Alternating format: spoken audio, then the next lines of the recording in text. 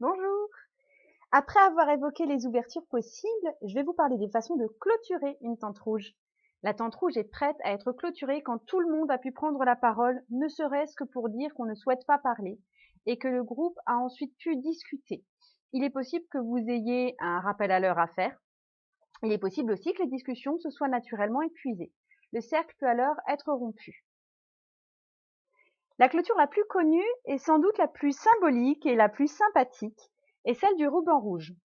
Vous vous munissez d'un ruban, alors attendez, voilà, un ruban comme ça, que vous allez faire passer autour du poignet de chaque femme présente. Donc ça va former un cercle. Et puis, n'oubliez pas les ciseaux, parce qu'on coupe le ruban autour de chaque poignet. Chaque femme repart donc chez elle avec une sorte de bracelet rouge qu'elle pourra conserver en souvenir de ce moment. Donc, c'est vraiment très très sympathique à faire et en général, c'est très apprécié. Avant cette clôture du ruban, on peut imaginer d'autres petits jeux de clôture. Donc, je vous donne quelques pistes. Par exemple, que chacune des participantes adresse un compliment à sa voisine directe, de droite ou de gauche, hein, et qu'elle se fasse aussi un compliment à elle. Ça peut être aussi que chacune dise une petite phrase sur comment elle se sent après cette tente rouge, dans quel état d'esprit elle va repartir. Ça peut être que chacune donne le mot qu'elle retient de ce moment. Et il est possible simplement de se tenir tout en cercle, les mains en silence. Donc là, utilisez votre imagination pour trouver d'autres fins possibles. En général, on se sent décontracté et réconforté après une tente rouge.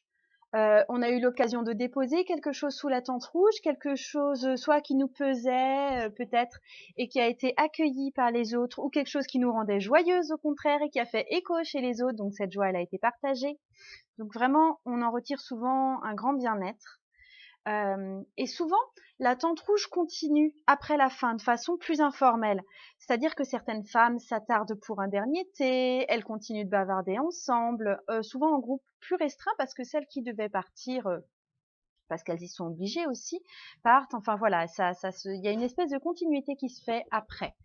Et enfin personnellement, j'adore ces ambiances d'après tente rouge.